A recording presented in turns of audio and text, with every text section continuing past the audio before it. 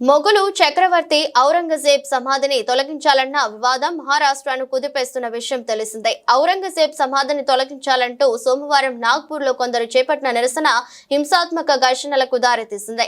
అల్లరి మూకలు పోలీసులపై రాళ్ల దాడులు చేశారు, వాహనాలను తగలబెట్టారు. ఘర్షణల్లో 25 మంది పోలీసులు తీవ్రంగా గాయపడ్డారు. ఆందోళనకారులను చెదరగొట్టేందుకు పోలీసులు టియర్ గ్యాస్ ప్రయోగించారు. ఘర్షణల నేపథ్యంలో నగరంలో 144 సెక్షన్ విధించారు.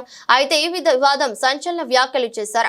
మహారాష్ట్ర ముఖ్యమంత్రి దేవేంద్ర ఫడ్నవీస్ చావా సినిమా చూసి మొఘలు చక్రవర్తి ఔరంగజేబ్ పై మరాఠా ప్రజలు కోపం పెంచుకున్నారని ఫడ్నవీస్ ఆరోపించారు. మహారాష్ట్ర అసెంబ్లీలో ఫడ్నవీస్ మంగళవారం మాట్లాడుతూ నాగ్పూర్ లో సోమవారం జరిగిన హింసాత్మక ఘటనలకు చావా సినిమా కారణమని పేర్కొన్నారు.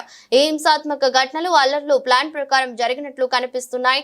చావా సినిమా ఔరంగజేబ్ పై ప్రజల కోపాన్ని రెచ్చగొట్టింది. అయినప్పటికీ మహారాష్ట్రలో అందరూ శాంతిని కాపాడాలని ఫడ్నవీస్ తెలిపారు.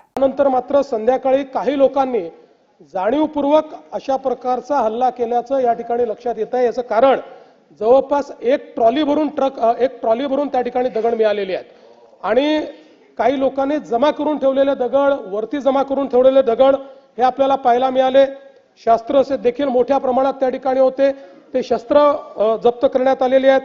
वाहनांची जाळपोळ त्या ठिकाणी झालेली आहे आणि ठरवून काही ठराविक घरांना, काही ठराविक आस्थापनांना त्या ठिकाणी लक्ष करण्यात आलेलं आहे.